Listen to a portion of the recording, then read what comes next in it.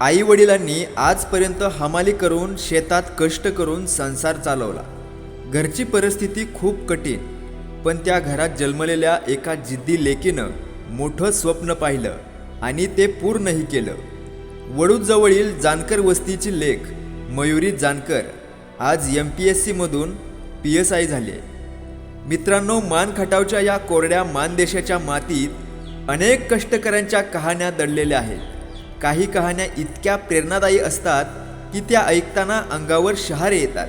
मयुरी जानकर यांचा MPSCचा निकाल लागला आणि NTC प्रवर्गातून राज्यात दुसऱ्या क्रमांकाने PSI झाल्या. तेव्हा गावात चर्चा रंगल्या. पोरीनं करून दाखवलं. त्यांचा हा प्रवास जाणून घेण्यासाठी आम्ही त्यांच्या घरी आलो आहे. खटाव तालुक्यात वडूज दहिवडी रस्त्यापासून 1 किलोमीटर अंतरावर असलेली जानकर वस्ती. तिथं घरी जायला नीट रस्तासुद्धा नाही. अशा कुटुंबात एक PSI झाली. चला पाहूया PSI मयुरी जानकर यांची प्रेरणादायी कहाणी. मानदेश प्राईमला सबस्क्राईब करा आणि अपडेट राहा.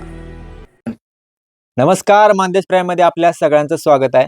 मंडळी, नुकताच PSIचा निकाल लागला, MPSCचा निकाल लागला आणि यामध्ये आपल्या मानदेशातील अनेक विद्यार्थी PSI झाले.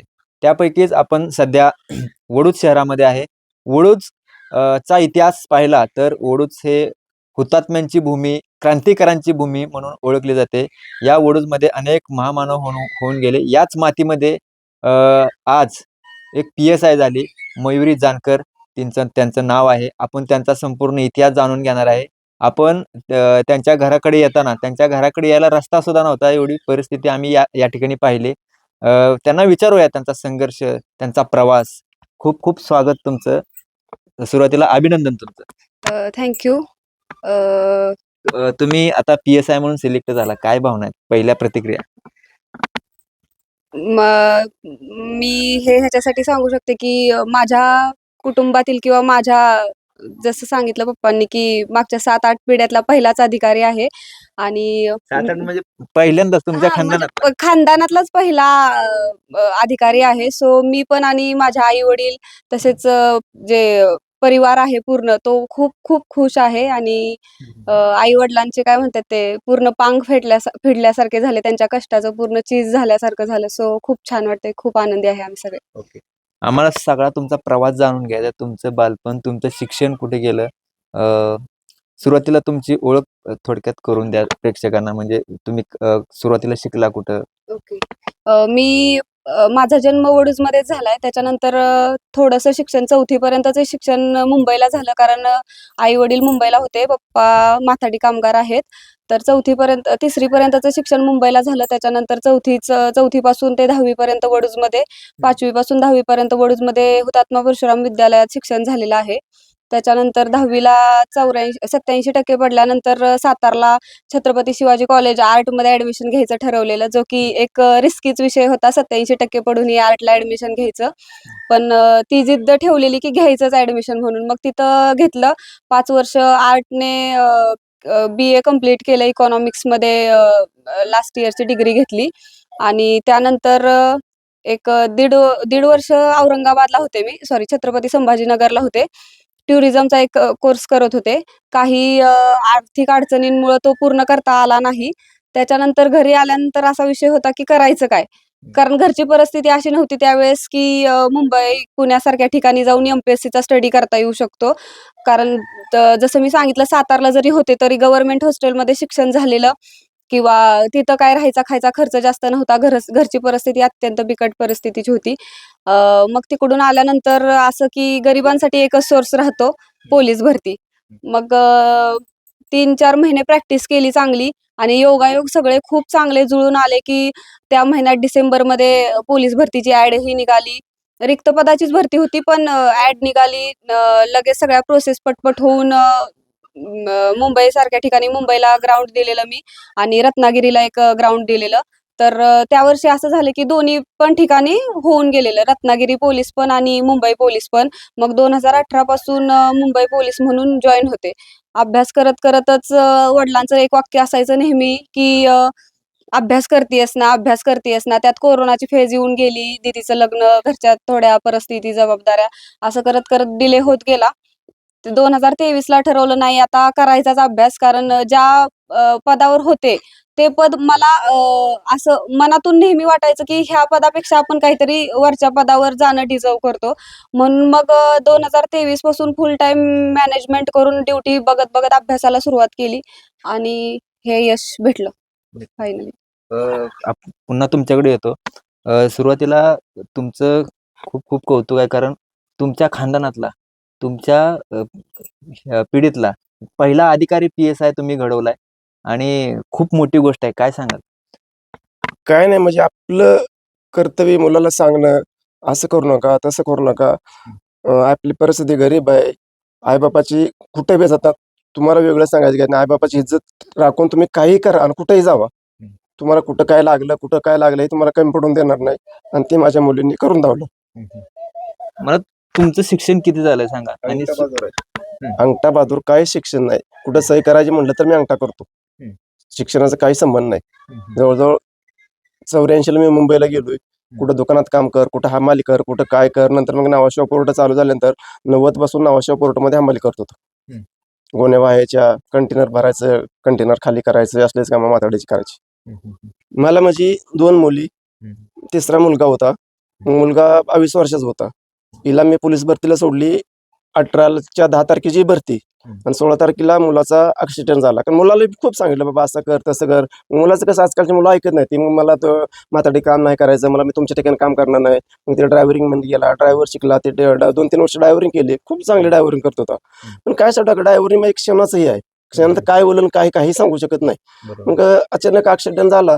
ऍक्सिडेंट मध्ये ते कंटेनर ते अंगावर पलटी झाला, ते जागेवर त्याचा मृत्यू झाला. तरी पण त्यातून आम्हाला मुलींनी सावरलं. त्याचं दुःख अजून बी होतंय. पण मुली म्हणल्या, पप्पा तुम्ही का त्यांच्यासाठी जगणार का, आमच्यासाठी काय नाही का? समजा जागा विसरलं. मग ते त्यासाठी मुलींसाठी जगायचं. काय सांगाल? आज डोळ्यातनं पाणी येतंय, एवढा मोठा संघर्ष आहे वडिलांचा.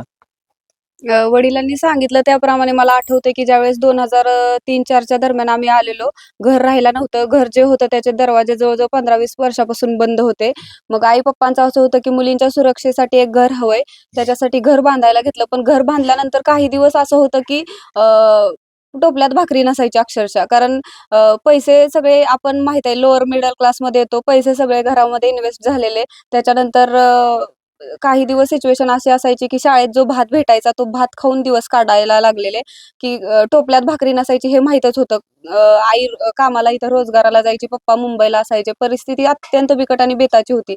आणि त्याच्यानंतर आम्ही थोडीशी जमीन घेतली. ते जमीन घेतल्यानंतर दिवस थोडे बदलत गेले. पण त्याच्या अगोदरची परिस्थिती म्हणजे कधी-कधी आठवलं की हे ऊन जे आत्ता भासतंय, जाणवतंय आपल्याला, त्या उन्हात शाळेला जाताना पायात चप्पलही नसायची. स्कूलला जाताना कधी बॅग नसायची, जी आपली ह्याची पिशवी असते, तंगूची पिशवी असते, ती पिशवी घेऊन शाळेला गेलोय. आणि सुरुवातीचे दिवस खूपच जास्त बिकट होते, जोपर्यंत 10वी पास आउट होत नाही तोपर्यंत. आणि आई वडिलांचा स्ट्रगल ह्याच्यात म्हणजे असं नव्हतं की ते पैसे आहेत आणि तरी पण देत नाहीयेत. पैसेच नव्हते. पप्पांनी मगाशी सांगितलं जसं की आम्हाला खर्चाला पैसे लागायचे, त्याच्यापेक्षा त्यांचा पगार खूप जास्त कमी होता. पण त्याच्यातूनही आईनं पप्पांनी दोघांनी त्यांच्या कष्टाला कधी कमी पडून दिलं नाही. आणि आम्हाला ज्या गोष्टी जिथं पाहिजे तिथं पुरवण्याचा त्यांच्या परीनं खूप जास्त प्रयत्न केला. मला एक सिच्युएशन आठवते की माझ्याकडे मोबाईल नव्हता आणि मी सातारमध्ये कॉलेजमध्ये होते आणि मेसचे पैसे द्यायचे होते. आणि मी एकाच्या मैत्रिणीच्या फोनवरून पप्पांना फोन करून सांगितलेलं की पप्पा मेसचे पैसे द्यायचे आहेत आणि पैसे नाहीयेत. आणि आईला त्यावेळेस म्हणजे आईचं असं बाहेरचं जास्त जग तिचं नाहीये, तिचं घर, तिचं रान, काम एवढंच आहे तिचं. तर मग पप्पा म्हटले बरं ठीक आहे करतो काहीतरी मॅनेज. मग पप्पांनी आईला सांगितलं थोडं इमोशनल होऊन की नाही का तिच्याकडे मेसला पैसे नाहीयेत, सांगत होती ती. तर आईला सातारमधलं माझं काहीच माहित नव्हतं. म्हणजे माझं असं आहे की पहिल्यापासून मी जास्त घरच्यांच्या ह्याच्यावर राहिले नाही की तुम्ही पप्पा माझ्यासोबत आलंच पाहिजे. मला आपलं हा ठीक आहे पैसे घेतले थोडेसे, कुठेही जायचं स्वतःच्या हिमतीवर. तर मग आईला काय कॉलेजचं माहिती नव्हतं. मग पैसे नाहीयेत ह्या गोष्टीवर आई काम इथलं सोडून कुठनं तरी पैसे गोळा केले तिनं, मला माहित नाही आता त्याच्या मागचं बॅकग्राऊंड की तिनं कुठनं पैसे गोळा केले आणि मी छत्रपती शिवाजी कॉलेजमध्ये होती, तिथं आतमध्ये आली आणि प्रत्येक क्लासमध्ये डोकवून बघत होती की माझी पोरगी ह्या क्लासमध्ये आहे का, कारण माझ्याकडे मोबाईल नव्हता, तिच्याकडे मोबाईल नव्हता, सो आमचं कम्युनिकेशन व्हायचं हेच नव्हतं, संधीच नव्हती. प्रत्येक क्लासमध्ये डोकावून बघत होती की ह्याच्यात माझी मुलगी आहे का. ज्यावेळेस मग तिची आणि माझी नजर झाली, मग ती बाजूला जाऊन माझा क्लास सुटूपर्यंत तिनं वाट बघितली की हा क्लास सुटला. मग क्लास सुटल्यानंतर मी गेले तिच्याकडे, तर ती म्हटली पप्पांचा फोन आलेला की पैसे नाहीये तुझ्याकडे, हे पैसे घेऊन आले. मला अक्षरशः असं झालं की ह्या माऊलीला माझं क्लास माहित नाही, माझं कॉलेज माहित नाही, गावापासून कधी एवढी बाहेर राहिलेली नाहीये किंवा कुठं फिरलेली नाही, तरी ती एकटी तिथपर्यंत आली. पैसे कसे गोळा केले असतील, तिनं काय खाल्लं असेल का नाही, पण केला त्यांनी, खूप जास्त स्ट्रगल केला ह्या दिवसासाठी आणि हा दिवस आला, झालं शेवटी सगळं चांगलं. तुम्ही 2018ला पोलीस झाला होता, त्यानंतर तब्बल 8-9 वर्षांनी तुम्ही PSI पोस्ट काढली. हा प्रवास, ही जिद्द, याबद्दल काय सांग? 2018ला PSI झाली, त्याच्या मागे पप्पांनी मागे सांगितलं की पोलीस झाली. पप्पांनी मागे सांगितलं की मला पोलीस व्हायचंच नव्हतं, माझं असं ड्रीम पोस्ट वगैरे काय नव्हती, परिस्थिती होती. 2018ला एक 3-4 महिने प्रॅक्टिस करून, ग्राउंड क्वालिफाय करून, रिटर्न वगैरे क्वालिफाय करून पोलीस झाले. पोलीस झाल्यानंतर मग कोरोना आला, दीदीचं लग्न वगैरे, ह्या सगळ्या सिच्युएशन मध्ये असं डिले होत गेलं आणि सुरुवातीला पैसे भेटायला लागल्यानंतर वाटलं ठीक आहे, आपल्या गरजा थोड्याशा आहेत, होतंय ह्याच्यात, राहून देऊया किंवा बस करूया. आणि मुंबई सारख्या ठिकाणी नवख्या माणसाला ऍडजस्ट करणं खूप अवघड गेलेलं, कारण ते धावतं जग म्हणतात किंवा ते धावती लाईफस्टाईल म्हणतात, ते अडॉप्ट करणं, त्याच्यात नवीन गोष्टी शिकणं, ड्युटी चे तास अनलिमिटेड असायचे, मग त्याच्यातून अभ्यास करणं टोटल इम्पॉसिबलच वाटायचं.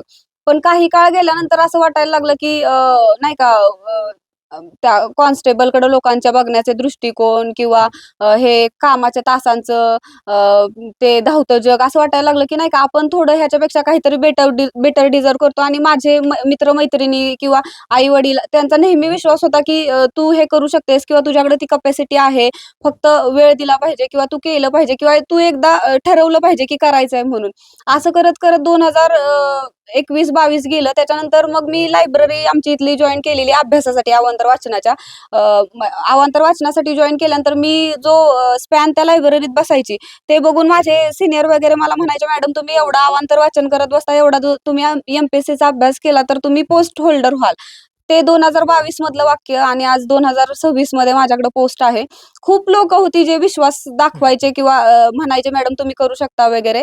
आणि मग 2023 मध्ये ठरवलं की नाही, आता फुल टाइम आपण अभ्यास करायचा, मॅनेजमेंट वगैरे व्यवस्थित करून फुल टाइम अभ्यासाला सुरुवात केली. 2023 ची पण ग्रुप बी ची प्री मेन्स दिली होती.